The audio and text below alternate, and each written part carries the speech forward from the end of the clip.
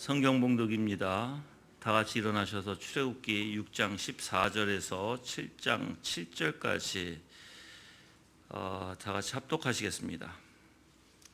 천천히 읽겠습니다. 출애굽기 6장 14절에서 7장 7절까지입니다. 읽겠습니다. 그들 조상들의 집의 두령들은 이러하다.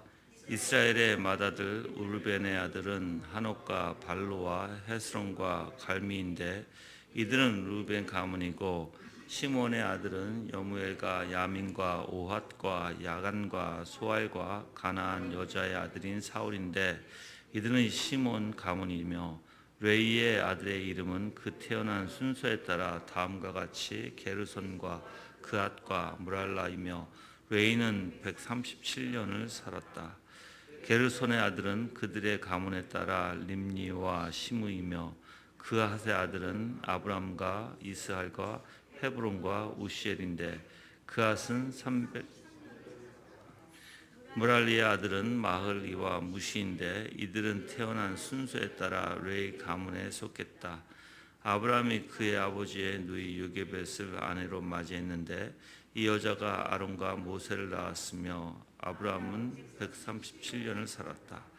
이스라엘의 아들은 고라와 네벡과 시그리고, 우시엘의 아들은 미사엘과 엘사반과 시드리였다. 아론은 암미나답의 딸이요 나손의 누이인 엘리세바를 아내로 맞이했는데 그 여자가 그를 위해 나답과 아비우와 엘라셀과 이다말을 낳았다. 고라의 아들은 아슬과 엘리가나와 아비아삽인데 이들은 고라의 가문이었으며, 엘리아살은 리엘의 딸 중에서 아내를 맞이했으며 그 여자가 그를 위해 비니아스를 낳았는데 이들이 레위 사람의 조상들을 따른 가족의 어른이다. 이스라엘 자손을 그 군대별로 이집트 땅으로부터 인도해내라 하신 여호와의 명령을 받은 자들은 이 아론과 모세였고, 이집트 왕 바로에게 이스라엘 자손을 이집트로부터 내보내라 말한 자들도 이 모세와 아론이었다. 여호와께서 이집트 땅에서 모세에게 말씀하시던 날에 여호와께서 모세에게 말씀하시기를, 나는 여호와이다. 내가 너에게 말한 모든 것을 이집트 왕 바로에게 말하여라 하였으나 모세가 여호와 앞에서 말하였다. 보소서, 저는 입술이 둔한 자입니다. 바로가 어찌 저의 말을 듣겠습니까? 여호와께서 모세에게 말씀하였다. 보아라, 내가 너로 바로에게 신과 같이 되게 하였으니 내 형 아론이 내 대언자가 될 것이다. 내가 내게 명령한 모든 것을 너는 내 형 아론에게 말하고, 아론은 바로에게 말하며 그가 이스라엘 자손을 그의 땅에서 내보내게 하여라. 내가 바로의 마음을 완고하게 하고 나의 표징과 나의 기적을 이집트 땅에서 많이 행할 것이나 바로가 너희의 말을 듣지 않을 것이니, 내가 내 손을 이집트에 뻗쳐 큰 심판들을 내리고 내 군대 내 백성 이스라엘 자손을 이집트 땅으로부터 나오게 할 것이다. 내가 내 손을 이집트에 펴서 이스라엘 자손을 그들 가운데서 나오게 할 때 이집트 사람들이 나를 여호와인 줄 알게 될 것이다. 모세와 아론이 여호와께서 그들에게 명령하신 그대로 하였다. 그들이 바로에게 말할 때 모세는 80세였고 아론은 83세였다. 아멘. 앉아주시기 바랍니다.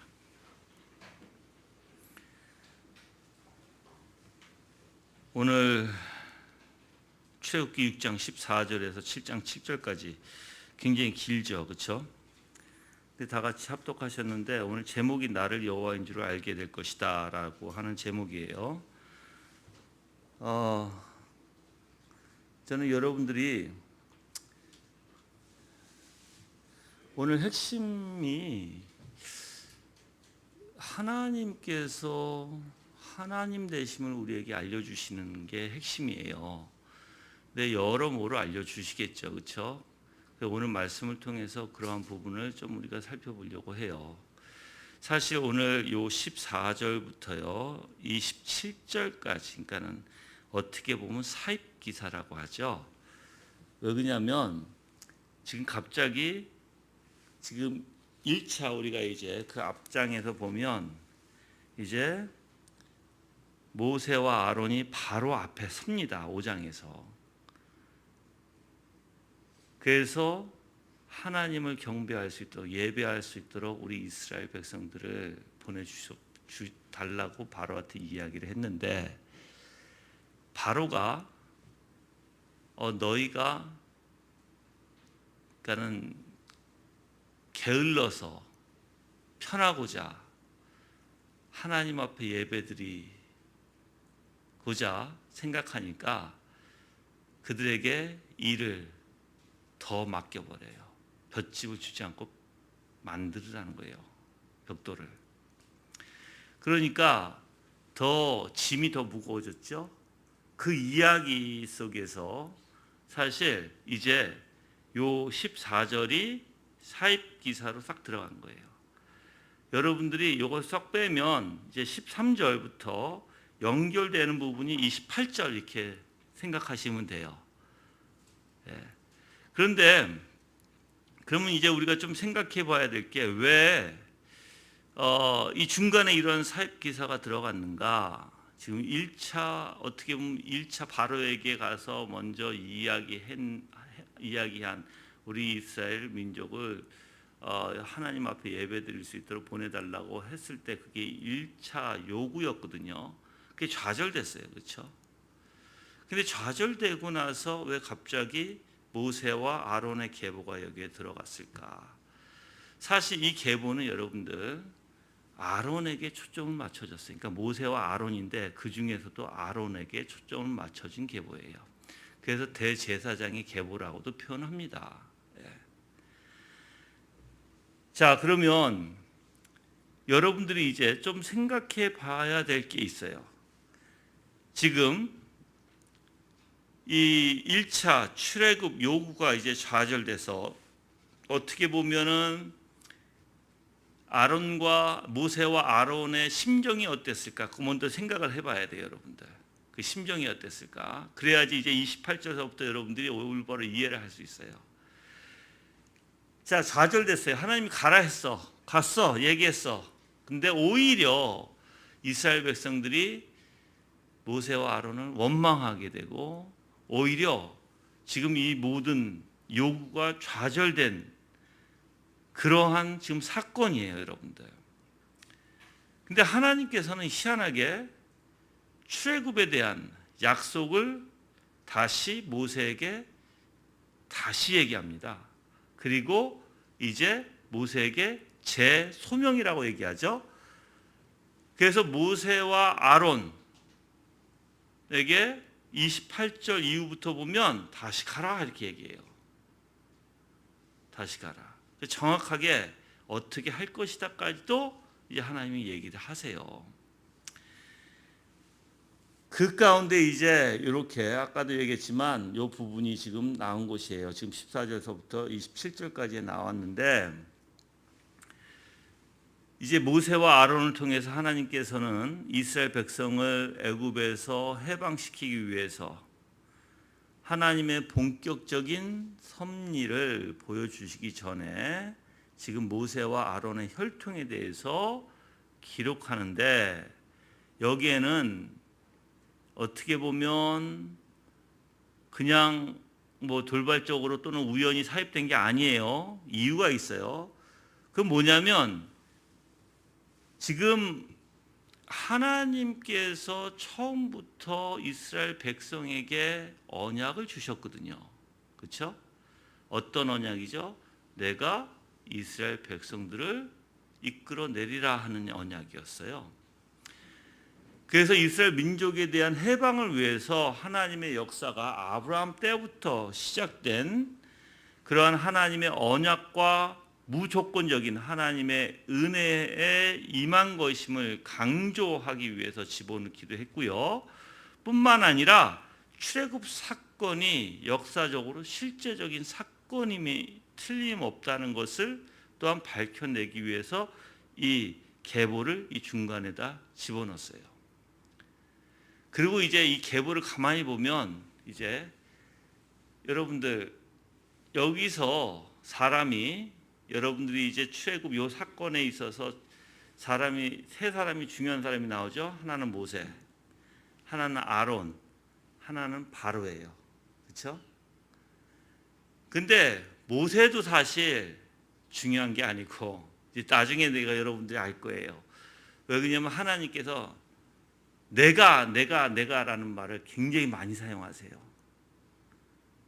즉 모세를 세워서 아론을 세워서 바로를 통해서 하나님께서 이스라엘 백성들을 하나님께서 이들을 사용하셔서 하나님이 권능으로 하나님의 주권으로 하나님이 이스라엘 백성을 인도해 내겠다고 하는 내용인데, 그래서 모세와 아론의 계보를 다시 명시하시고 이제 28절서부터 다시 이제 재소명, 이제 모세와 아론에게 재소명을 다시 주심으로써 이제 하나님의 역사가 어떻게 이제 전개돼 가는지를 사실 나타내려고 한 내용이에요. 그래서 이 모세와 아론의 계보가 여기에 사입되었다라고 주석가들은 얘기합니다. 우리가 14절에 읽어보면 그들 조상들의 집의 두령들은 이러하다. 이스라엘의 맏아들 루벤의 아들은 한옥과 발루와 헤스론과 갈미인데 이들은 루벤 가문이고, 시므온의 아들은 여무엘과 야민과 오핫과 야간과 소할과 가나안의 여자의 아들인 사울인데 이들은 시므온 가문이며, 레이의 아들들의 이름은 그 태어난 순서에 따라 다음과 같이 게르손과 그앗과 무랄리이며 레이는 137년을 살았다. 사실 여러분들 루벤서부터 시작하죠. 루벤, 시므온. 근데 여기서 12지파를 다 기록하지는 않았어요. 그렇죠? 그리고 루벤과 시므온 그리고 레이 지파만 나타내는데, 그 중에서도 사실 루벤 지파도 아니고 시몬 지파도 아니고 레이 지파의 중심을 둔 계보예요, 사실. 그래서 왜 레이 지파의 이 중심을 둬요? 아론과 모세가 거기서 나오잖아요, 그렇죠? 예.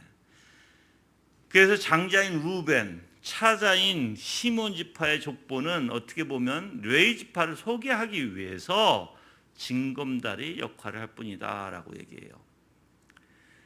참 목적은 레위 후손의 족보를 통해서 이제 지도자로 부름받은 모세와 대제사장으로 세울 아론의 신적 권위에 대한 당위성을 나타내고자 한다라고 주석에는 나와 있습니다. 지금 이제 이 출애굽을 누가 썼어요? 모세가 썼죠. 그렇죠? 이제 여러분이 잘 생각해 보세요. 루벤의 아들들, 이 루벤의 아들들은 한옥, 발루, 헤스론, 갈미, 그렇죠? 근데 애굽으로 이주할 때 생존했던 자들이에요. 애굽으로 이주할 때 야곱하고 같이. 지금 몇 년이 지났어요? 430년에서 470년 후가 된 거예요. 모세까지 낳기까지. 그래서 지금 어떻게 보면 출애굽 당시에 생존했던 족장들이 아닙니다. 어떻게 보면 우리 할아버지 뻘이 되는 거죠. 여기서 얘기하는 거는, 그렇죠? 자기네 가문의 어떻게 보면 선조들이죠. 근데 루벤 지파가 이제 내 아들을 중심으로 내 혈족으로 나누어졌음을 말하고요. 그리고 시므온의 아들들도 마찬가지예요. 시므온의 아들들이 여무엘, 야민, 오핫, 야간, 소할, 가나안의 여자의 아들인 사울인데 이렇게 얘기합니다. 근데 다른 건 다 괜찮은데 여무엘, 야민, 오핫, 야간, 소할, 근데 여기서 가나안의 여자의 아들인 사울 이렇게 나와요. 뭘 의미하죠, 여러분들? 즉 6 혈족으로 나누어지지만 그 중에 이 사울이라는 사람은 어떻게 보면 사울의 첩의 아들임에도 불구하고 이스라엘의 신앙 공동체 족장으로 그 후손은 한 족속을 이루었다라고 얘기하는데요. 즉 이방 여인의 소생일지라도 올바른 신앙을 가지고 있을 때 이스라엘의 신앙 공동체로 하나님이 받아주심을 우리가 알 수 있어요. 그래서 그 전부터 구약에서부터 계속해서 이방 여인을 통해서 하나님께서 주요 역할을 그 라인으로 담당하게 하시고 그리고 그들을 통해서 예수 그리스도의 메시아까지 낳게 하시는 놀라운 역사가 있잖아요. 그렇죠?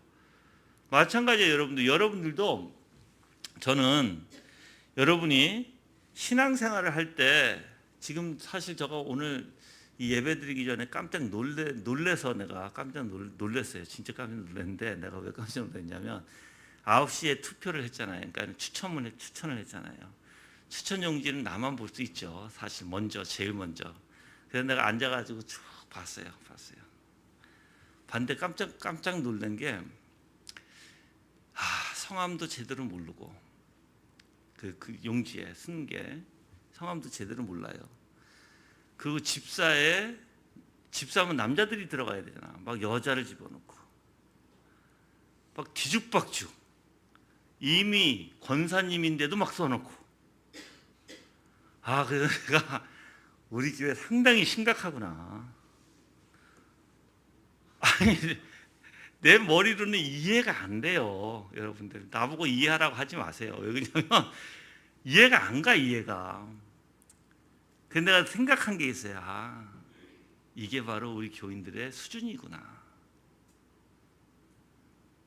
우리 교인들의 수준이 지금 성도의 이름도 모르고 집사와 권사의 차이도 모르고 이미 된 사람을 막 갖다가 투표장에 막 써놓고 이미 권사예요. 이미 권사.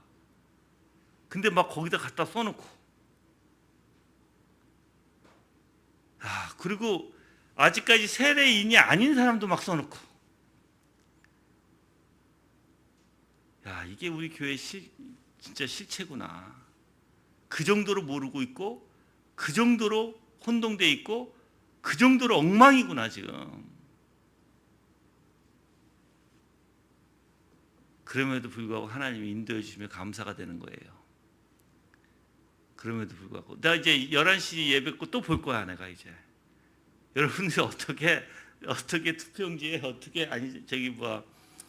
추천용지에 어떻게 쓰는지 제가 볼 건데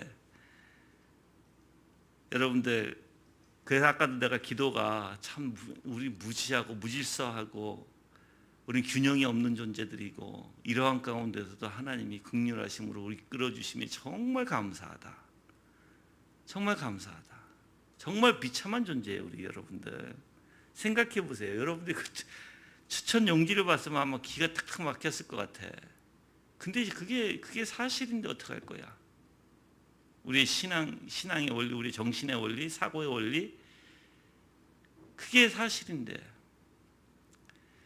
그렇지만 여기서도 얘기했듯이 이방 여인의 소생 신앙만 있으면 하나님께서 신앙의 공동체로 받아주신다. 그의 정체성 아무리 이방 여인일지라도 하나님 앞에 올바른 신앙. 그래서 여러분도 마찬가지예요. 우리가 올바른 신앙이 있을 때 내 정신도 올바로 박히는 거예요. 올바로 잡히는 거예요. 여러분들 저는 그거 분명합니다. 우리가 신앙이 없을 때는 여러분들 정말 내가 뭘 하고 있는지. 그리고 사실 제가 놀란 게 많아요. 우리 교인들에게 놀란 게 많은데 똑같은 얘기를 몇 년 동안 강의하고 그런 것들을 여러분들에게 그렇게 많이 가르치고 했음에도 불구하고 다른 분이 오셔서 강의할 때는 똑같은 얘기거든요. 근데 그런 얘기를 처음 들었다라고 표현하고 그래서 나는 목사로서 도대체 이게 뭐지? 라고 생각이 들었더니 뭐지 이게? 아니 그렇게 많은 거를 얘기하고 내가 구원의 서정에 대해서 그렇게 많이들 얘기했음에도 불구하고 처음 들었어요 라고 얘기하는 게 앉아서 나는 도대체 이게 뭘까? 그런 생각. 그러니까 우리 교인들의 수준이 그 정도밖에 안 되는구나. 그래서 힘들어. 그래서 내가 이거를 표현하기를 이렇게 표현해요. 우리 교인들은 지금 조그만 아이들이 놀이터에 딱 풀어놓으니까 막 지 멋대로 지금 놀고 있는데 거긴 질서도 없고 조화도 없고 균형도 없이 자기 멋대로 지금 놀이터에서 지금 놀고 있는 모양이다라고 저는 생각을 해요. 아무리 그렇게 뒤죽박죽인 지금 그 상황에서 아무리 올바로 잡아주려고 해도 자기 고집을 부리면서 자기가 원하는 걸 타고 자기가 원하는 것만 하려고 하는 그런 고집스러운 사람들로 저는 보여요. 그러니까 너무 목사로서는 때로는 여러분들 참 황당하죠. 황당해. 그렇게 오랜 세월 동안 가르쳤어도 통일한 걸 그렇게 가르쳤어도 처음 듣는다라고 생각하면 이 신앙이라는 게 그래서 여러분들 그래서 내가 이걸 오늘도 묵상을 하면서 모세도 그렇고 아론도 그렇고 여기에 나와 있는 지금 하나님의 사람들도 다 마찬가지로 이들이 중요한 게 아니다. 이들은 정말 하나님 앞에 보면 정말 뒤죽박죽 자기 멋대로 자기 죄성대로 자기가 원하는 대로 또 자기가 하나님이 가라 해서 갔는데 안 되면 그게 또 좌절하고 또 힘들어하고 그런 가운데서도 하나님께서 희한하게 한 번 선택하고 한 번 소명을 주신 자에게 절대 물르지 않아요. 보시면 그래서 이런 우리 삶조차도 신앙조차도 우리는 엉망이지만 하나님이 하시는구나. 이 모든 게 하나님의 역사지 우리의 인간의 역사가 아니구나. 우리의 인간의 역사는 뒤죽박죽 될 수밖에 없고 우리의 인간의 역사는 내가 봐도 너무너무하다. 그러니까 너무 뒤죽박죽 혼란스럽고 너무 무질서해 불균형해 너무하다. 그런데 하나님이 하시는구나.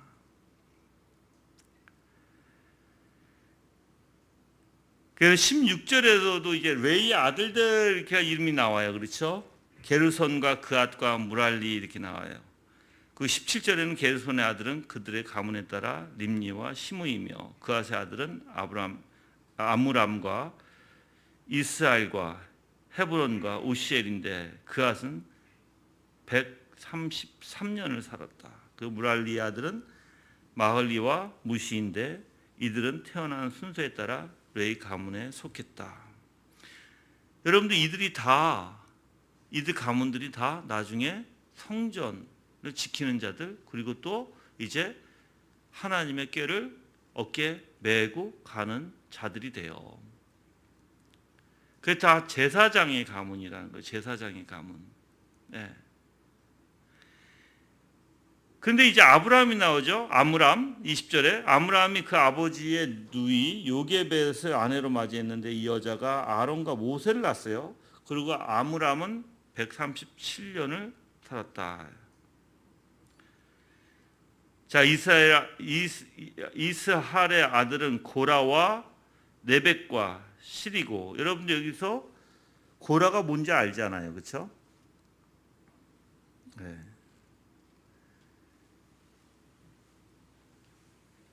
그리고 우리가 네벡과 시글이고 22절에 우시엘의 아들은 미사엘과 엘사반과 시들이었어요. 여기서 미사엘과 엘사반은요 아론의 아들 나답과 아비후가 하나님 앞에서 잘못 분향해서 죽었죠. 그 시체를 옮긴 자들이에요. 그리고 23절에 아론은 암미 나답의 딸이요 나손의 누이인 엘리세바를 아내로 맞이했는데 그 여자가 그를 위해 나답과 아비후와 엘르아살과 이다만을 낳았다 했죠. 여기서 암미 나답은 다윗의 조상으로 나와요, 여러분들.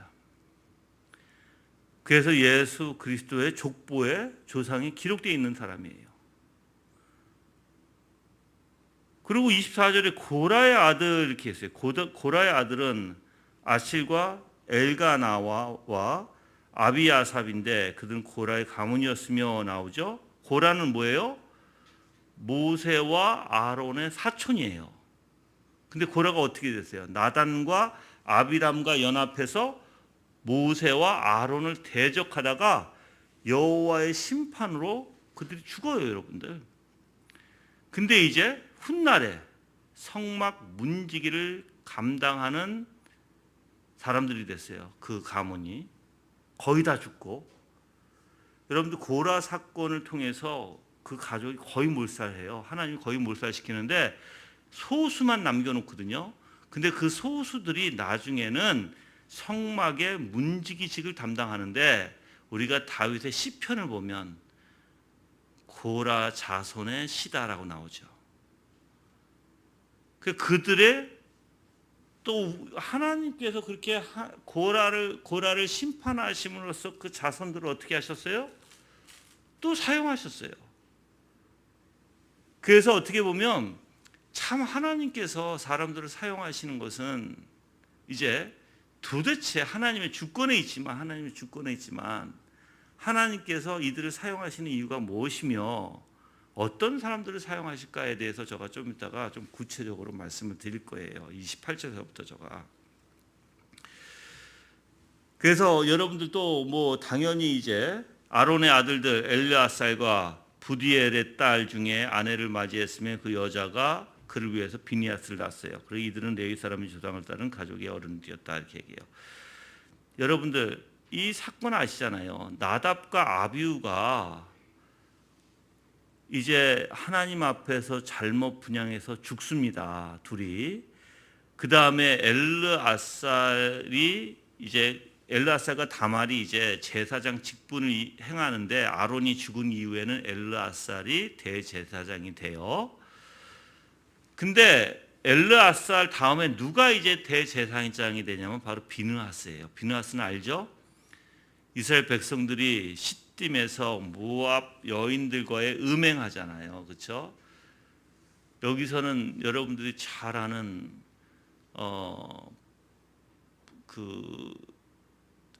선지자 누구죠? 그 이방 선지자, 갑자기 생각이 안 나네.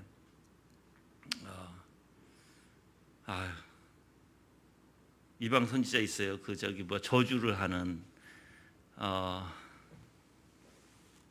갑자기 생각이 안 나요, 저가 지금. 예. 그런데 그 사람이 모압에게 알려준 게 있죠. 뭘 알려줬냐면 혼합을 시켜라. 이스라엘 백성을, 발람이죠, 발람. 예. 이스라엘 백성을 무너뜨릴 수 있는 길은 혼합시키는 거다라고 알려줘요. 그래서 모압 여인들과 음행을 하게 하죠. 그래서 우상을 섬기는 극악한 죄악을 저지르는데 하나님께서 진노하시면서 연병을 이제 하나님께서 그 백성들을 통해서 이제 퍼뜨리게 하고, 이제 하나님이 그 심판을 내리세요. 그래서 많은 이들이 죽어요, 여러분들, 연병 때문에. 그때 그걸 멈추게 했던 사람이 비느하스예요. 비느하스가 그 어떤 족장이 모압 여인을 데려다가 만인들 앞에서 간음을 할 때 이제 비느하스가 창을 들고 들어가서 찔러서 여자와 남자를 같이 죽여버려요.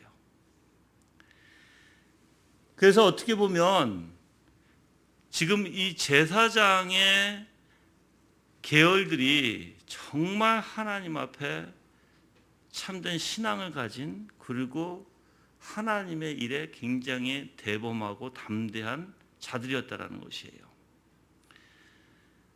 그래서 하나님께서 그 사건 이후에, 이제 비느하스 사건 이후에 제사장 직분의 언약인 평화의 언약이 하나님으로부터 바로 비느하스에게 주어져요. 그 제사장들에게. 그래서 그 엘르아살이 죽은 후에 이제 비느하스가 대제사장이 되었다는 것을 이제 우리가 앞으로도 여러분들이 쭉 읽으시면서 이제 아시게 될 거예요. 그리고 26절에 보면 이스라엘 자손을 그 군대별로 이집트 땅으로부터 인도해내라 하신 여호와의 명령을 받은 자들은 이 아론과 모세였고, 이렇게 해요. 여기서 두 가지인데, 하나는 군대별이라고 표현하죠. 군대. 왜 그러냐면 12지파를 의미하는 거예요, 여러분들. 근데 여기서 군대라는 단어를 썼어요. 분명히 이들은 뭐였어요? 애굽에서 노예 상태였어요. 아직까지는 뭐예요? 군대를 형성할 만한 사람들이 아니에요. 그렇죠?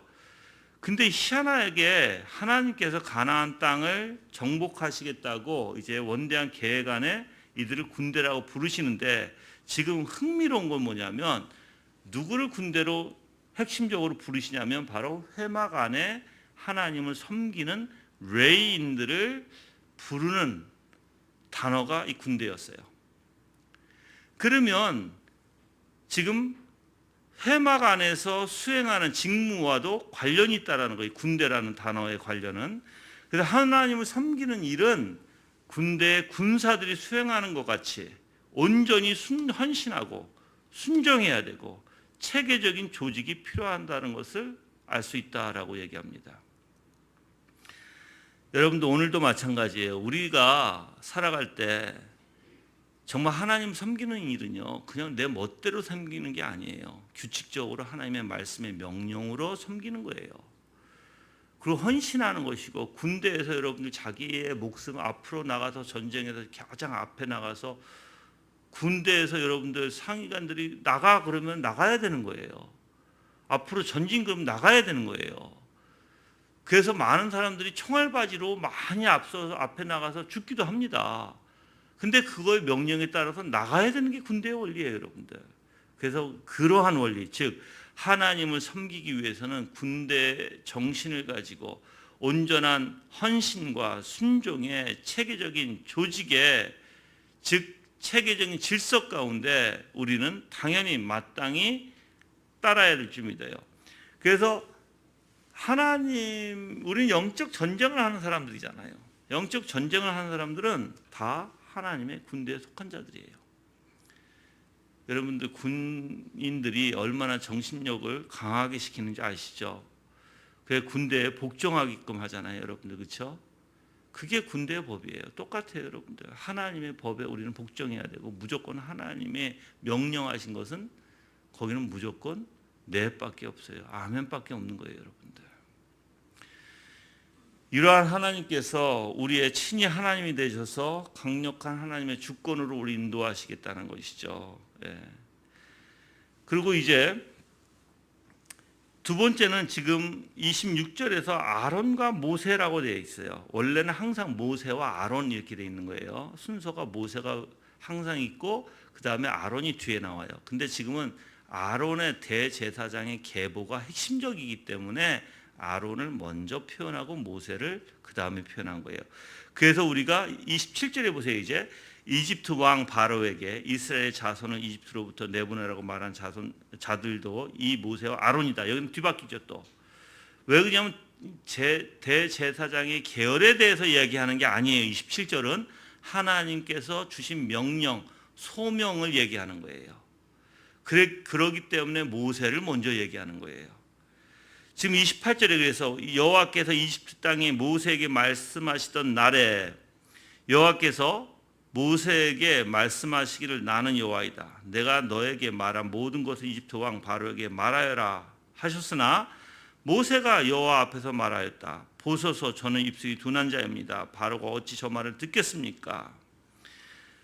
지금 어떻게 보면 1차 요구에서 1차적 요구에서 지금 어떻게 보면 오히려 실패를 했다고 볼 수 있어요. 그러니까 모세의 입장에서는. 그렇죠?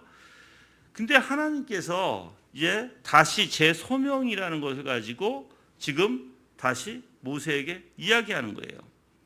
다시금 똑같이 이제 여러분들 여기서는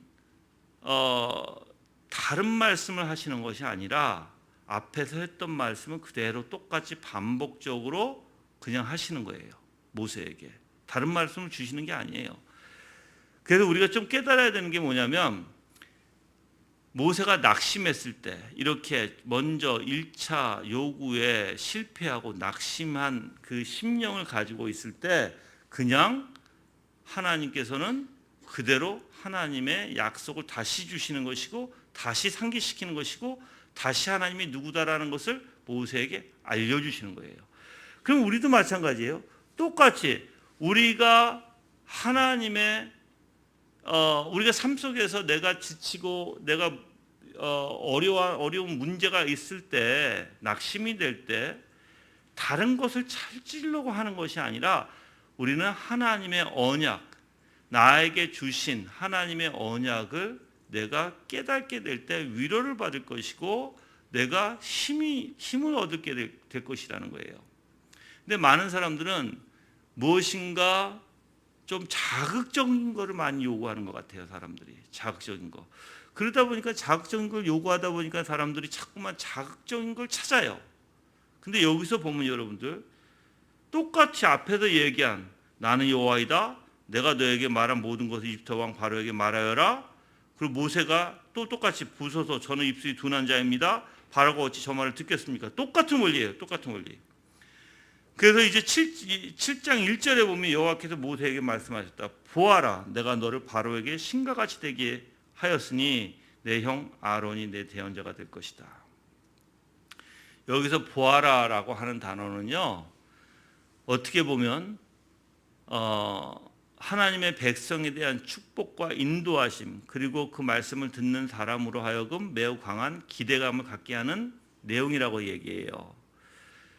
그래서 지금 이 7장 1절에서는 하나님은 이스라엘 백성들의 불순종에 낙심해서 바로에게 갈 용기를 잃어버린 채 입이 둔한 자라고 변명하는 모세에게 그 모든 상황이 이제 반전돼서 처음 계획한 대로 진행될 것임을 보아라라는 단어를 통해서 분명히 다시 모세를 올바로 세워주시는 역할을 한다라는 거예요. 여러분들, 모든 것이 사람의 일은 아니에요. 내가 누누이 얘기하지만 지금 이 출애굽하는 그 과정을 가만히 생각해 보세요. 모세의 일도 아니고요, 아론의 일도 아니고요, 바로의 일도 아니에요. 다 하나님의 역사의 일이에요. 그래서 우리의 삶도 똑같아요. 우리 가운데 우리는 이 상황 가운데 살아갈 수밖에 없지만 여러분이 분명히 인지해야 되는 게 이게 우리의 일이 아니에요. 다 하나님의 일이고 하나님이 우리를 통해서 섭리 가운데 하나님을 드러내시기 위함이라는 걸 아셔야 되는 거예요. 그러면 그 사고를 가지면 좀 초점이 달라질 것 같아요. 이 사고를 가지면 여러분들이 어떠한 일이 진행이 될지라도 그 배후에서 역사하신 하나님을 생각하게 되고 내 일이 아니라는 것을 깨달으면 내가 염려와 내가 걱정과 두려움과 불안으로 살아가지 않을 거예요. 왜? 누구의 일이니까? 하나님의 일이니까. 누가 여기서 주인공이고 주역이에요? 바로 하나님이시니까.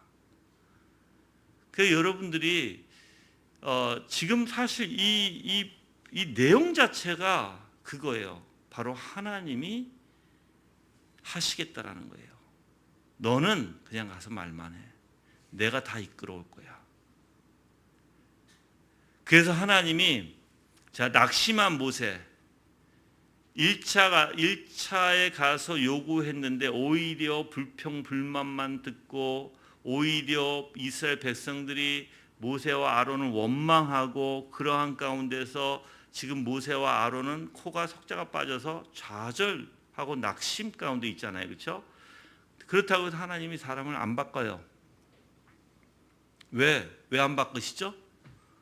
여러분이 생각할 때 하나님이 주권이잖아요 라고 생각할 거예요. 그렇죠? 그래요. 맞아요. 하나님이 주권인데 거기서 알아야 될 게 있어요. 여러분들, 모세와 아론 때문에 이끌려 나오는 게 아니기 때문에 그래요.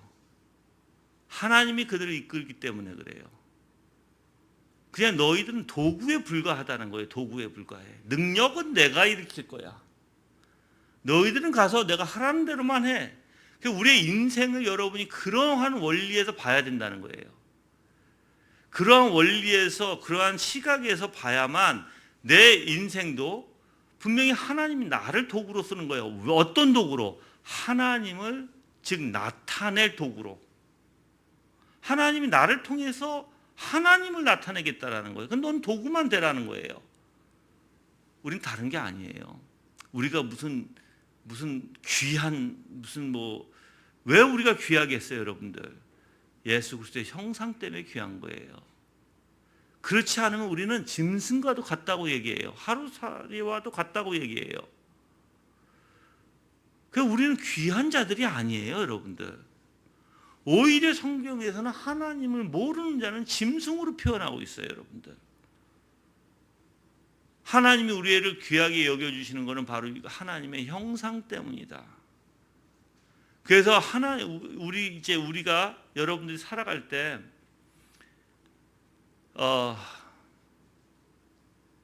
나를 중요시 여기지 말고 어떠한 상황 가운데서도 올바른 것을 행할 때, 나는 항상 얘기를 해요. 여러분들 우리가 이제 남편으로서, 부인으로서, 아이들 입장에서 가장 중요한 게 뭐냐면 항상 뭘 하던 옳은 걸 하라. 근데 옳은 것이 무엇인지 알아야 될 거 아니에요. 옳은 것을 알으려면 말씀을 들어야 되는 거예요. 묵상해야 되는 거예요. 배워야 되는 거예요. 그렇지 않으면 여러분도 옳은 게 무엇인지 몰라요. 많은 사람들이 이게 선이다라고 생각하는데 자기 기준에서 다 얘기를 해요. 아니에요. 우리는 하나님의 말씀의 기준에서 생각하고 말해야 돼요. 하나님의 말씀의 기준에서 아닌 건 다 죄예요, 여러분들. 그래서 우리는 항상 옳은 것, 즉 옳은 것이라는 건 이게 하나님의 말씀대로예요. 하나님의 말씀의 기준대로 우리는 행동해야 된다는 거예요. 그것을 여러분이 열심히 하면 돼요. 근데 우리 인생을 가만히 보세요. 우리가 그렇게 하고 있는가? 아니에요. 내 멋대로 해요. 지금 모세와 아론도 어떻게 보면 하나님 앞에 그렇게 낙심해서 이야기는 하지만 하나님은 꿈쩍도 안 하죠. 하나님은 야, 그냥 해. 그냥 가. 내가 너한테 가라고 했잖아. 그냥 가. 그거예요. 내가 이렇게 할게. 내가 너와 같이 있고 내가 이런 역사를 일으킬 거야. 그냥 다시 가. 즉, 그래? 너 힘도 다른 사람으로 교체해 줄까? 이러지 않아요, 하나님은. 그게 뭔지 아셔야 된다는 거예요, 여러분들. 하나님이 여러분의 인생에 여러분을 세우셨다면 하나님은 절대 변함이 없어요. 여러분들은 그 인생의 길을 가야 돼요. 좋든 싫든 간에. 그래서 여러분은 그게 싫으니까는 막 뒤죽박죽 여러분이 어떻게든 빠져나가려고 하고 어떻게든 그 일들을 안 하려고 하죠. 하나님은 아니에요. 다시 갖다 놓을 거예요. 너희들 다시 갖다 놓을 거예요. 그래서 우리가 해야 할 일은 당연히 마땅한 일로 생각하고 선한 것이 무엇인지 생각하고 해야 되는 거예요. 여러분들 사람들은요, 꾀를 부리기 시작해요. 아담과 하와도 그 꾀 때문에 죄를 진 거예요. 인간이 꾀를 내기 시작하면 죄가 되는 거예요, 여러분들. 그래서 성경에서 그냥 우직한 거예요. 예수 그리스도를 소로 표현하거든요, 여러분들. 용맹한 독수리로도 표현하고. 근데 소는 뭐예요? 우직한 거예요, 여러분들. 그냥 마냥 그냥 걸어가고 마냥 주인이 시킨 대로 일하는 거예요, 여러분들. 그게 그리스도인의 모습이다라는 거예요. 충분히 여러분들 생각해 보세요. 여기서 모세와 아론이 꾀를 낼 수 있고 모세와 아론이 안 가겠다고 뻗당길 수도 있죠. 근데 이들은 그러지 않았어요. 하나님이 말씀해 주시는 대로 다시 힘을 얻어서 다시 가서 얘기합니다. 그래서 하나님께서는 항상 그냥 무조건 가가 아니에요. 그들에게 용기를 심어주세요. 그 하나님의 마음의 뜻과 합한 자로 만드세요, 하나님은. 그래서 그들에게 사명을 주시는 거예요. 자, 여러분들이 인생 가운데 내가 올바른 이제 우리 사역자들도 있고 직분자들도 있고 우리 평신도들도 있으니까 여러분이 사역을 하던 직분을 감당하던 그냥 일반 평신도로서 하나님이 주신 사명을 감당하던 우리의 삶 속에서 여러분들 항상 내가 하나님의 마음에 합당한 자가 되려고 해야 돼요. 그게 다윗이 그랬어요. 다윗이 항상 하나님의 뜻이 뭘까? 하나님의 기뻐하시는 것이 뭘까? 하나님께서 싫어하시는 것은 어떻게 해야 돼요? 과감하게 내려놔야 돼요. 그 일을 하지 못하면 하나님 일을 할 수도 없고요. 첫 번째, 내 인생을 하나님이 주신 소명 가운데 살아갈 수도 없어요, 여러분들.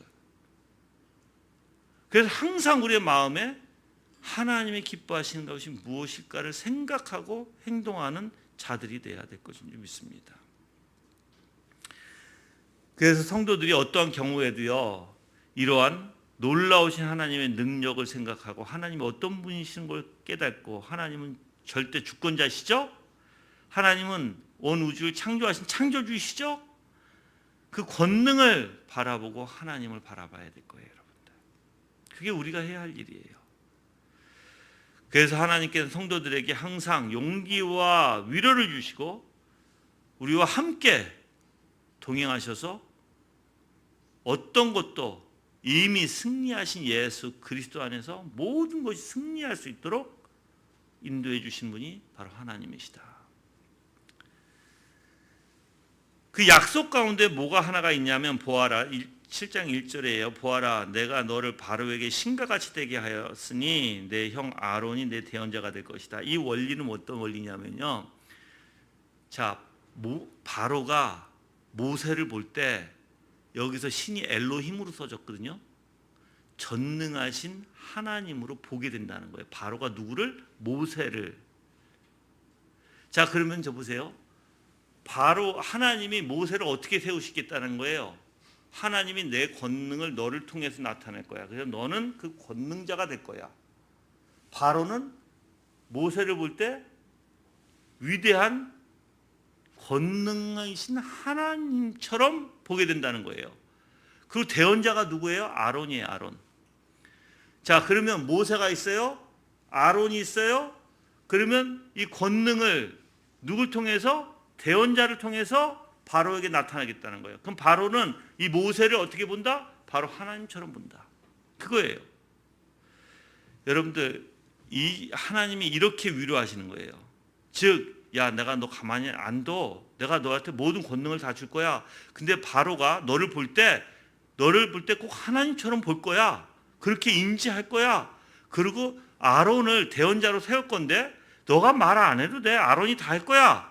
그 권능을 나는 바로가 그 권능을 볼 때 분명히 너를 하나님처럼 여길 거야. 여러분들, 이것만큼 확실하게 이것만, 그러니까 바로 모세에게, 지금 모세가 낙심한 모세의 마음에 이렇게 이런 말씀이 나는 굉장히 큰 위로라고 보거든요. 엄청난 위로. 하나님이 같이 하셔서 그 권능을 내가 너한테 줄게. 그 모세는 너를 하나님처럼 볼 거야. 그리고 대언자인 아론을 같이 가. 내가 그를 통해서도 분명히 너의 그 권능을 아론을 통해서 나타낼 거야. 여러분들, 이것만큼 지금 왜 그래요? 자꾸만 자기는 입이 둔한 자라고 얘기하니까 누굴 세우게 돼요? 아론을 세우잖아요. 아론을.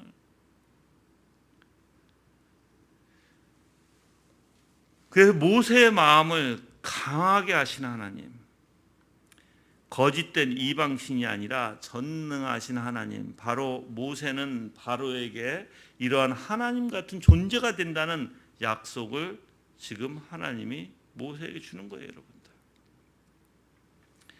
그래서 여러분들이 생각해 보세요. 어디 가서 일을 하는데 걱정하지 마. 내가 너를 통해서 그 권능을 나타낼 거야. 너를 통해서. 그래서 다 보여줬어요, 여러분들. 하나님이 지팡이를 던지니까 뱀이 되고, 다시 집으니까 지팡이가 되고, 오른손을 집어넣으니까는 하얗게 피병이 생겼다가 다시 집으니까는 딱 깨끗해. 다 보여주셨어요, 하나님이 그 능력을. 그러니까 가. 내가 알아서 할게. 우리의 인생이 그렇다는 거예요. 누가 알아서 할게? 하나님이. 내가 알아서 할게. 너는 어떻게만 해? 너는 내 말만 따라. 그러면 너 인생 내가 알아서 할게. 여러분들, 그것만큼 우리에게 큰 위로가 되는 말씀이 어디 있어요? 우리가 우리의 인생을 살면 우리는 정말 어떤 인생을 살 것 같아요, 여러분들?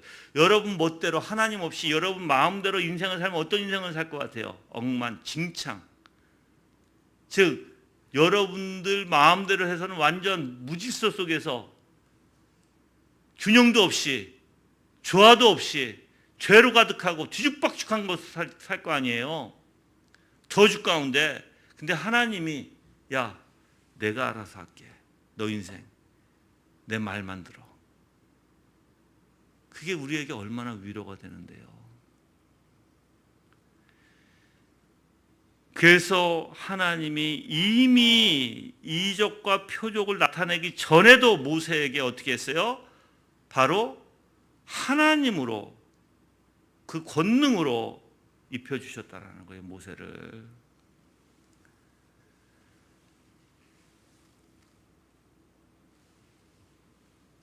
그래서 우리가 이 하나님은 모세에게 너는 바로에게 신이 되게 하였다라고 말씀하심으로써 확신과 용기를 주실 뿐만 아니라 입이 둔한 모세에게 아론의 동역이라는 실제적인 처방을, 그러니까 대처 방안이죠. 처방을 내려주셔서 지시까지 하시는 하나님. 그래서 우리에게 그냥 말로만 하나님이 담대하라 하지 아니하시는 하나님, 실질적으로 우리에게 힘과 용기가 되어주시는 하나님이심을 여러분 믿으셔야 돼요. 자, 이제 2절에 보면 7장 2절에 내가 내게 명령한 모든 것을 너는 너의 형 아론에게 말하고 아론은 바로에게 말하여 그가 이스라엘 자손을 그 땅에서 내보내게 하여라. 지금 이 부분을 직역하게 되면 너는 내가 내게 명한 모든 것을 말하라. 그러면 내 형 아론이 바로에게 말할 것이다. 그러면 그가 그의 땅에서 이스라엘 자손들을 보내게 될 것이다 라는 거예요. 직역하게 되면 여기서 출애굽에 이제 아까도 얘기했지만 모세, 아론, 바로 이렇게 세 사람이 나오죠. 근데 희한하게 지금 여기서 모세는 하나님께서 명하신 모든 것을 말하게 돼 있고요. 그 역할이, 아론은 모세를 대언하는 것으로 바로에게 전하게 돼요. 바로는 이제 그들에게 굴복해서 이스라엘 자손을 보내게 됩니다. 이게 시나리오예요. 시나리오, 그러니까 출애굽 시나리오의 자체예요. 근데 여기서 중요한 게 있어요. 이제 3절에서 5절까지 이제 우리가 살펴보면 이 시나리오에서 아까도 얘기했지만 진정한 주인공이 누구다? 바로 여호와 하나님이시다. 이제 3절에 읽어볼게요. 내가 바로의 마음, 내가예요. 내가 동그라미 하세요.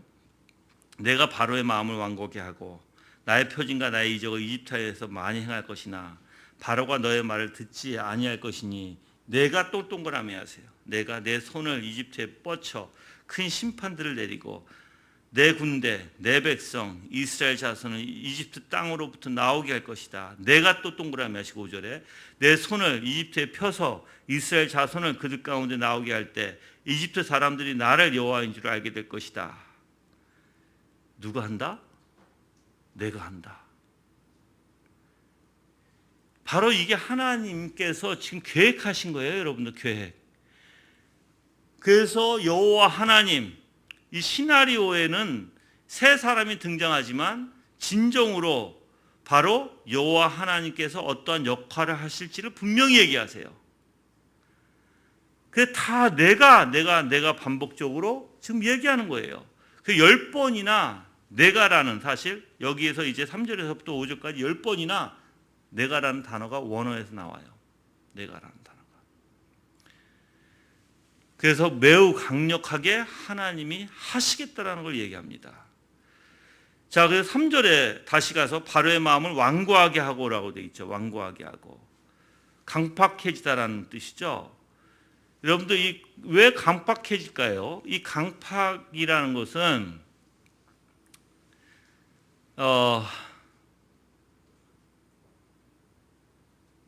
원래 바로의 완악한 본성을 원천적으로 강경하게 만드시겠다는 뜻이라고 얘기합니다. 이미 완악한 마음이라는 거예요, 이미. 그래서 여러분들이 잘 아셔야 돼요. 하나님이 역사하는 사람은 마음이 완악할까요? 아니에요. 부드러워져요. 반대로. 그래서 여러분들의 마음을 보면 알아요. 저도 항상 점검하고 있는 게 그거예요. 내 마음이 지금 부드럽나? 온유한가? 이렇게 소프트한가? 영어로 얘기하면 소프트하고 굉장히 마음이 부드러운가를 봐요. 안 그러면 우리는 반대예요, 여러분들. 하나님의 말씀을 묵상하고 하나님을 알고 하나님과 관계를 갖는 사람들은 이 마음이 딱딱해질 수가 없어요, 여러분들. 우리 예수 그리스도를 닮아가잖아요. 근데 어떻게 딱딱해져? 바로의 마음과 같이 완강하게 하나님을 부정하고 하나님 앞에 대적하는 자들, 그 사람들이 양심도 마음도 완악하게 되는 거예요, 여러분들. 그럴 때 하나님이 오히려 바로와 같이 이제 여기서 더 완악하게 완고하게 하시는 건 뭐예요? 강경하게 그냥 내버려 두시겠다라는 거예요. 이제 더 완악해지도록. 내가 바로의 마음 개입 안 할 거야. 그 죄가 그를 더욱더 강경하게 할 거야. 그래서 사람이 여러분들 죄에 빠져서 죄 쪽으로 가잖아요. 그러면 사람이 희한하게 더 완악해져요. 점점 더 양심도 잃어가고요. 점점 더 마음이 완악해지고 딱딱하게 굳어가지고 화인 맞은 자가 되는 거예요. 마음에. 그거를 여러분들은 허용을 하지 말아야 되는 거예요. 부단히 여러분들이 예수 그리스도 안에서 그리스도만으로 그리스도를 통해서 우리가 예수 그리스도의 형상을 담는 자들이 돼야 돼요. 형상을 담는 자들이라는 것은 생각과 마음이 부드러울 수밖에 없고 예수님의 성품을 닮아가는 차들이 되는 거예요, 여러분들. 그게 바로 하나님께서 우리를 통해서 예수 그리스도의 십자가 대속을 가지고 통해서 우리를 다시 회복시키는 역사죠.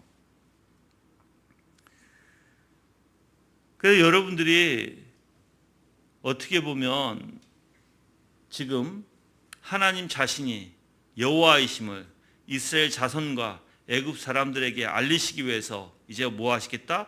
강한 내 손 펴겠다라는 거예요.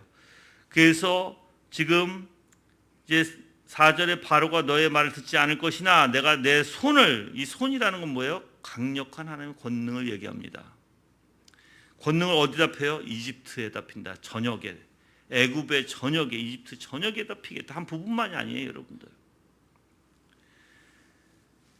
지금 여기서 이렇게 하나님께서 이스라엘 백성들의 고충을 이제 들으시고 그 부르짖음을 들으시고 애굽의 압제에서 구원하시겠다고 하는 목적이 있습니다. 진정한 목적은 뭐예요? 바로 나 여호와이심을 그들에게 알리겠다. 이거예요, 여러분들. 정말 저는 여러분들 한번 6장으로 가볼까요? 6장 7절에 다시 내가 너희를 내 백성으로 삼고 내가 너희 하나님이 될 것이니 내가 이집트의 무거운 짐 밑에서 너희를 건져낸 여호와 너의 하나님인 줄을 너희가 알게 될 것이다. 이거예요, 여러분들. 5절에 7장 5절에서도 마찬가지예요. 자, 내가 내 손을 이집트에 펴서 이스라엘 자손을 그들 가운데 나오게 할 때 이집트 사람들이 나를 여호와인 줄 알게 될 것이다. 모든 사람들, 이집트뿐만 아니라 이스라엘 백성들도 어떻게 한다? 하나님이신 여호와이신 줄을 알게 될 것이다. 이집트 사람들은 어떤 여호와인 줄 알게 돼요? 권능의 여호와. 그렇죠? 신 중의 신. 이스라엘 백성들은 어떤 여호와를 알게 된다? 바로 너의 하나님인 줄 알게 된다. 아까 6장 7절에서 얘기했잖아요. 너희를 건져낸 여호와 너의 하나님인 줄을 너희가 알 것이다 라는 거예요, 여러분들. 그 믿는 자들에게는 하나님의 관계 속에서 하나님과의 아름다운 아버지와의 아들 간의 관계 원리에서 하나님이 우리 알려줄 것이고, 믿지 않는 자들에게는 하나님의 권능의 하나님으로, 능력의 하나님으로, 신 중의 신으로, 왕 중의 왕으로 알게 될 것이라는 거예요, 여러분들. 그래서 여러분들이 10개 재앙을 아시잖아요. 10개 재앙은요, 이집트의 모든 신들을 다 파괴하는 거예요. 그 재앙이. 그들이 섬겼던 재앙들, 이제 그들이 섬겼던 것들을 다 하나님이 파괴시키는 거예요. 그들이 섬겼던 신들을. 그러니까 이러한 구원의 역사를 이루시는 과정 속에서 하나님은 바로, 완악한 바로를 사실 사용하시는 거죠. 그냥 섭리 가운데 내버려 두심으로써 사용하시는 거예요. 그의 마음을 완악하게 그냥 내버려 두심으로써 하나님의 능력을 애굽에 이제 펼치시는 것으로 나옵니다. 자, 그리고 또한 우리 3절에 다시 가볼게요. 하나 더. 이제 표징과 이적, 이게 나의 표징과 나의 이적을 이집트 땅에서 많이 행할 것이나 이렇게 얘기하죠. 누가 행한다? 주체가 하나님이시다. 그래서 이 표정과 이적은요 개별적인 사건을 말하는 것이 아니라 하나의 짝을 이루어서 하나님의 놀라운 일을 이제 묘사한 거예요. 원래 표징이라는 단어는요, 하나님께서 애굽에 행할 이적과 재앙 등을 통해서 여호와 하나님의 속성이 모든 사람이 알 수 있도록 나타내는 표시임을 의미하고요. 그래서 다시 얘기하면 즉 표징은 이적이 나타내는 의미에 강조를 두고 있고, 이적은 이적 자체에 강조를 두고 있다라는 거예요. 그래서 이적이라는 것은요, 이제 징벌과 광야의 백성들에게 행한 놀라운 섭리, 즉 물, 만나, 메추라기, 불기둥, 구름기둥 등을 쓸 때 나타나는 단어라는 거예요. 근데 이런 것들을 어떻게 나타내셨는가에 대한 의미를 표징으로 두는 거예요. 그 표징과 이적은 따로 떨어지는 게 아니라 사실 하나의 사건으로, 개별적인 사건이 아니라 하나의 짝을 이루어서 하나님의 놀라운 일을 다른 각도에서 묘사하고 있는 말이다라는 것입니다. 이 주체는 하나님이시고요. 그래서 하나님은 뭐예요? 꼭 실현시키겠다. 하나님이 이루겠다라는 거예요, 여러분들. 그래서 배후에서 역사하시는 하나님을 우리가 볼 수 있는 것입니다. 예. 그리고 이제 5절에 갈게요. 5절에 보시면 내가 내 손을 이집트에서 펴서, 아까도 손이라고 했죠. 하나님의 권능이에요. 능력. 펴서 이스라엘 자손을 그들 가운데 나오게 할 때 이집트 사람들이 나를 여호와인 줄을 알게 될 것이다. 여러분들, 하나님의 권능이 손을 폈을 때 물이 어떻게 변했어요? 피로 변했죠? 강과 운하에 하나님의 권능이 손에 피면 어떻게 됐죠? 그 속에 개구리들이 튀어나왔죠. 그리고 손을 들어 티끌을 치셨을 때 이가 됐고, 하늘 향해서 하나님께서 손을 들으셨을 때 우박이 내리게 되고 흑암이 깔리게 됐어요. 그리고 그 손을 애굽 땅에 펴셨을 때 메뚜기와 그 채소들을 못 쓰게 만드셨고, 그리고 그 손이 홍해 위에 들릴 때 홍해가 갈라졌어요. 그러니까 하나님의 놀라운 능력을 나타내는 표현이 바로 이 손이다라는 거예요. 이 손을 펴셨을 때 심판으로 인해서 애굽 사람들은 뭐였어요? 두렵고 슬픔에 잠기게 됐죠. 오히려 이 손을 펴셨을 때 하나님의 백성들은 어떻게 됐어요? 구원을 받았어요. 이 차이예요, 여러분들. 하나님이 손을 펴실 때 악인들은요 멸망할 수밖에 없고 두려워할 수밖에 없고 좌절할 수밖에 없고, 그렇지만 하나님의 백성은 어떻게 해요? 구원을 받는 원리예요. 저는 그래서 여러분들이 이렇게 하시는 이유, 그 목적이 뭐라고 했다고요? 나를 여호와인 줄을 알게 될 것이다 라는 거예요. 나를 여호와인 줄을. 저는 그래서 우리 교회를 통해서 하나님이 정말 우리 교회를 통해서 이러한 말씀이 역사가 됐으면 좋겠어요. 우리 교회를 통해서 하나님께서 이 세상에 나는 여호와인 줄을 너희가 알 것이다 라는 것을 성립이 됐으면 좋겠어. 그렇다면 우리 교회가 도구로 사용되어야죠. 도구로 사용되어져서 어떠한 힘든 일이라도 감당해내야 돼요. 하나님께서 우리를 통해서 하나님의 이름을 이 땅에, 그 여호와 하나님 되심을 이 땅에 알리시는 역할이니까, 이게 여러분들을 부르신 이유예요, 여러분들 사실. 그렇다면 우리가 좀 생각해 봐야 될 거예요. 근데 이제 6절에 보면 모세와 아론이 여호와께 그들에게 명령하신데 그대로 행하였다 그래요. 그대로 행하였다. 말씀하신 대로, 명령하신 대로 그대로 실행했다는 거예요. 여러분들 다시 정리할게요. 여러분의 인생 하나님이 불러주셨잖아요. 왜 불러주셨을 것 같아요? 여러분을 통해서 바로 여호와 하나님을 이 땅에 나타내시려고 하는 거예요. 그래서 여러분들을 부르신 거예요. 그냥 내가 교회 안고 내가 신앙 거기에 빠져 있지 마세요. 거기에 빠지면 어떻게 되냐면 다 나밖에 없어요, 여러분들. 생각해 보세요. 우리는 하나님의 중심이라고 말하지만 다 내가 중생했나? 내가 뭐나? 내가 올바른 신앙했나? 다 나야. 왜 거기에 빠져요, 우리가? 하나님의 역사를 보시고 하나님의 위대하심을 보시고 하나님의 선하심을 보시고 하나님의 아름다움을 보시고 하나님의 위엄을 보시고 하나님의 영광을 보세요. 항상 빠져가지고 나는 괜찮나? 나는 뭐 물론 점검하는 건 좋아요. 근데 우리가 묵상할 대상은 바로 하나님이에요. 근데 우리는 기본적으로 시간에 거기 빠져버린다고요. 나는 괜찮아? 나는 뭐 하고 있지? 나는 잘하고 있나? 내가 중생했나? 나는 내 신앙은 어떤가? 완전 거기에 빠져가지고 그건 올바른 신앙이 될 수가 없습니다, 여러분들. 진짜 신앙을 올바로 하는 사람은요, 온통 하나님의 역사예요.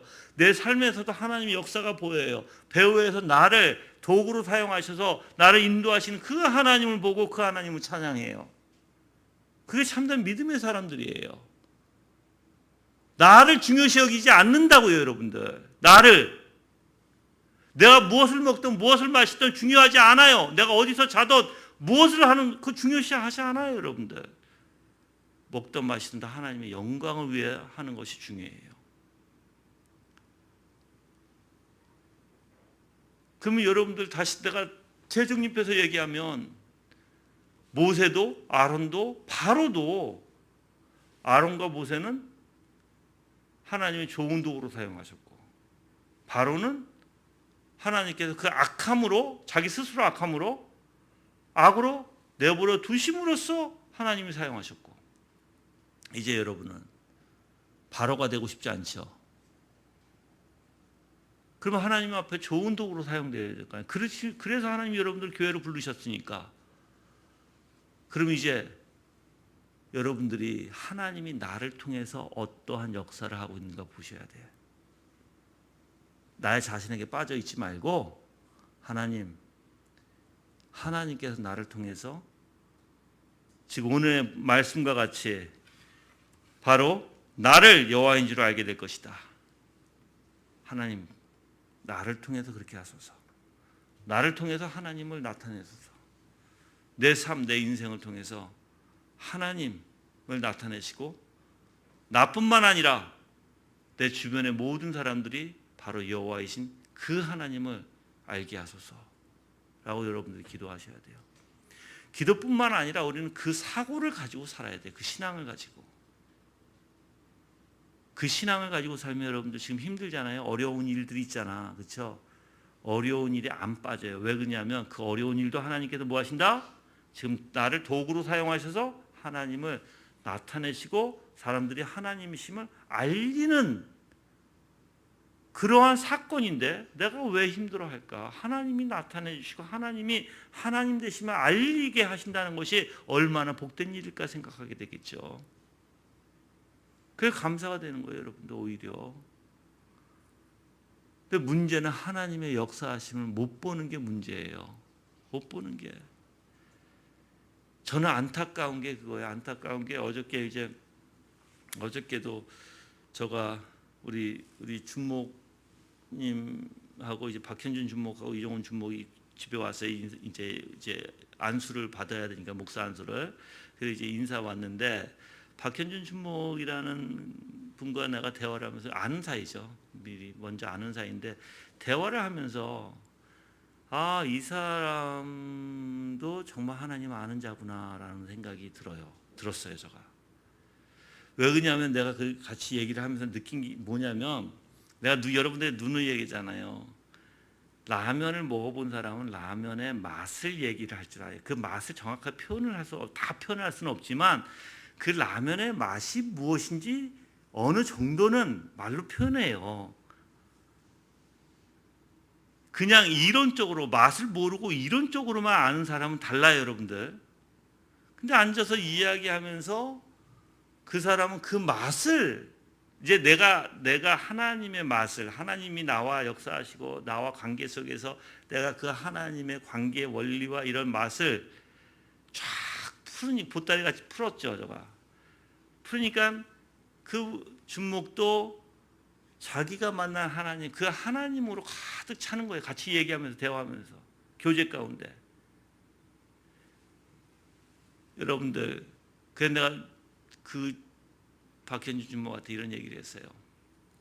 사람은 어디 가든 하나님 이야기를 할 때 듣는 이가 옆에서 정말 하나님 모를지라도 듣는 이가 하나님으로 같이 가득 차져야 된다. 채워져야 된다.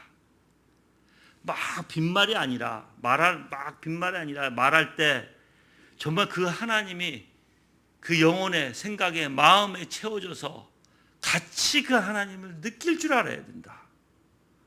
정말 그 맛을 얘기하는 사람이라면. 왜 이 맛을 얘기하겠어요, 여러분들? 하나님께서 내 삶에 역사하신 것이 무엇이고 내가 분명히 아니까 그 맛을 얘기할 수 있을 거 아니에요. 하나님의 놀라운 역사의 맛. 여러분들도 마찬가지예요. 여러분의 삶에 그 위대하신 하나님이 분명히 나는 여호와, 그 하나님을, 여호와를 내가 그들에게 알리겠다라고 하신 이 말씀이 여러분들에게 분명히 알려졌더라면 그 맛이 무엇인지 알 거예요.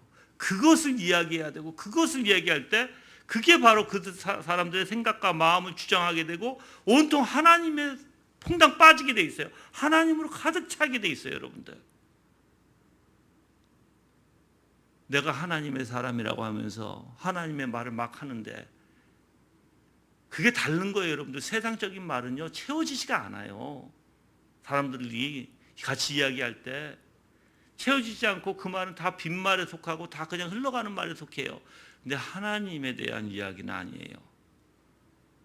하나님이 어떤 분이신지 이야기하기 시작하면 정말 그들의 생각과 마음에, 그들의 안에 하나님으로 채워져서 그들도 자기도 모르게 정말 기쁨이 일어나고 마음에 정말 하나님이란 분이 어떤 분이신지 느끼게 되는 거예요, 여러분들. 믿지 않는 자일지라도. 하물며 여러분들, 하나님이 그래서 여러분 삶 속에 분명히 나타내 주셨다면, 그 하나님이 같이 하신다면 여러분들도 그렇게 되길 바라요. 누구한테 가서 그 하나님의 말씀을 얘기할 때 진정으로 같이 대화하게 되고 그 하나님의 위대하심을 같이 말씀을 나눌 때 같이 하나님으로 채워지는 그런 역사가 여러분의 삶에 나타나야 될 줄 믿습니다. 오늘 말씀을 통해서 여러분들이 정말 이렇게 위대하신 하나님, 모세의 불평에도 불구하고 하나님은 절대 그 생각을 변하심이 없어요. 확실하시니까, 완벽하시니까 모세를 세운 것에 대한 어떠한 후회도 없으신 분이에요, 여러분들. 왜? 모세가 중요한 게 아니라 하나님이 하시겠다고 하니까 똑같아요. 여러분의 인생, 여러분이 중요한 게 아니에요. 배후에서 여러분을 다스리시는 그 하나님이 중요하시고 여러분이 하는 게 아니에요. 바로 그 하나님이 내가 하겠다라고 하신 거고 내가 나를 여호와인 줄을 내가 알리겠다고 하신 거예요, 여러분들. 그러한 삶 속에서 여러분들이 정말 주님을 깨닫고 주님을 알고 정말 그 하나님이 어떤 분이신지를 경배와 찬양과 하나님을 경외함으로써 나타내시기를 주님의 이름으로 기도합니다. 다 같이 합심으로 기도하시는데 하나님의 은혜 가운데 이렇게 우리를 다스리시는 하나님, 우리를 훈련시키시는 하나님, 모세를 훈련시키시고 40년 동안 40년 애굽에서 40년 광야에서 또한 40년 하나님의 일을 위해서 이렇게 훈련시키시고 사용하신 하나님, 모세가 중요한 것이 아니라 바로 하나님이 중요하심을 우리에게 깨닫게 해주신 하나님, 오늘도 하나님의 은혜 가운데 하나님을 더욱더 깨달으며 살기를 원합니다 하고 다 같이 합심으로 기도하겠습니다.